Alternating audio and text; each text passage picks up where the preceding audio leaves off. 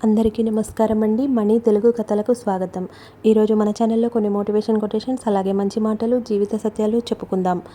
బాధపడడం వల్ల రేపటి సమస్యలు పరిష్కారం కావు. ఇవాల్టి సంతోషం దూరమవుతుందంతే. మనిషి తన కలలను నిజం చేసుకోవాలంటే ముందు కళ్ళు తెరవాలి. మెరిసేదంతా బంగారం కాదు, మంచిగా మాట్లాడే వాళ్ళంతా మనవాళ్ళు కాదు.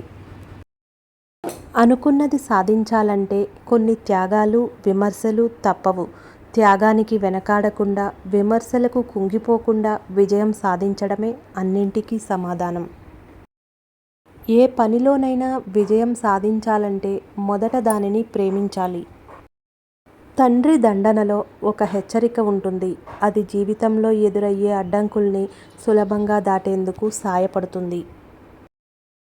నీకంటే నేనే గొప్ప అనే అహంకారం మనిషికి ఉండకూడదు. కానీ నీకంటే నేనేమి తక్కువ కాదు అనే ఆత్మవిశ్వాసం మాత్రం ఖచ్చితంగా ఉండాలి.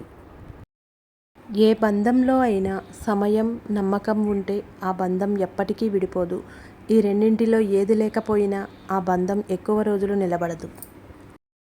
విలువైన వాటిని భగవంతుడు మనకు ఇచ్చే ముందు ఆలస్యం చేస్తాడు.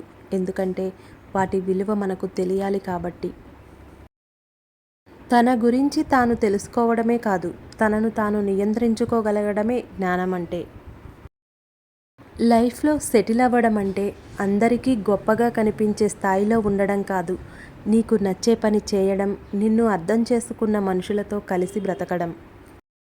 అదృష్టం అంటే ఆస్తులు, అంతస్తులు కలిగి ఉండడం కాదు, చేతి నిండా పని, సరిపడినంత తిండి, కంటి నిండా నిద్ర, కష్టసుఖాలను పంచుకునే స్నేహితులు ఉండడం. మాటైనా మనసైనా మన దగ్గర ఉన్నంత వరకే. మనల్ని దాటి వెళ్ళిందా తిరిగి మన దగ్గరికి రానట్లే.